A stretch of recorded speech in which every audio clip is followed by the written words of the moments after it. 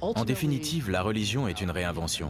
Il faut se réinventer pour être le plus vrai possible, le plus extraordinaire, le plus divin.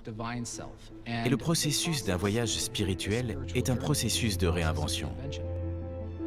Si l'on veut vraiment comprendre pourquoi l'e-sport est si populaire et si important pour les gens dans le monde entier, il faut l'envisager sous l'angle de la religion.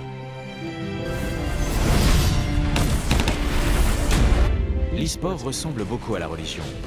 Il a ses rituels, ses mythes, ses miracles. Sa rédemption, son extase, son agonie. Le paradis et l'enfer. Des héros déchus, etc. Toutes ces choses que l'on trouve dans la religion. Mais en plus de lui ressembler, le sport fait le travail de la religion. Il nous enseigne des valeurs et une éthique. Il construit des communautés, nous donne un sens du lieu, une raison d'être et une signification.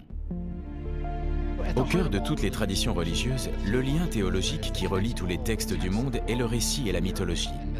Les histoires qu'on se raconte sur nous-mêmes. Et ces histoires sont très importantes pour les pratiquants de la foi religieuse. Dans le monde de l'e-sport, les athlètes sont engagés dans une construction narrative. Ces histoires sont des paraboles. Elles nous permettent de comprendre le monde.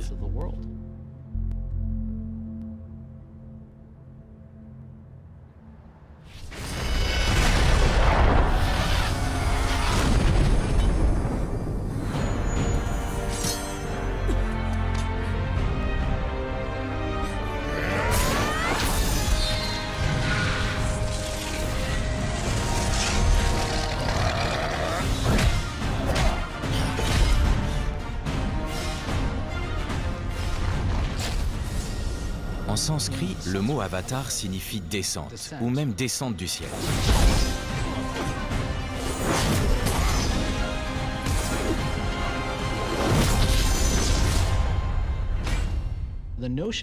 L'idée de l'avatar est que les dieux descendent sur Terre pour nous apprendre comment fonctionne le monde.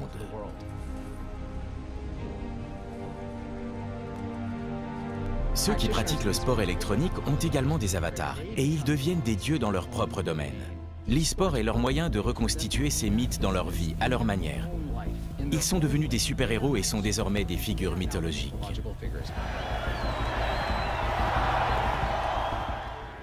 Dans cette nouvelle époque, l'époque des médias numériques, l'e-sport nous laisse entrevoir comment sera l'avenir de la religion.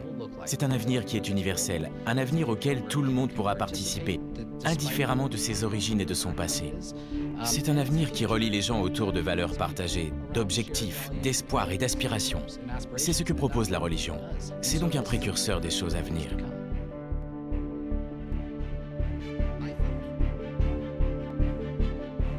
En tant qu'humain, on joue à des jeux. Et les jeux évoluent en sport.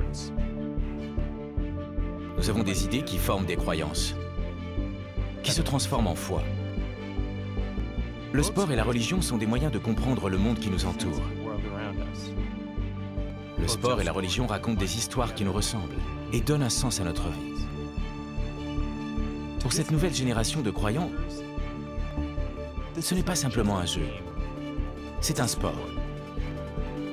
Ce culte est devenu une religion. Et ses adeptes ont à peine commencé à raconter leur histoire.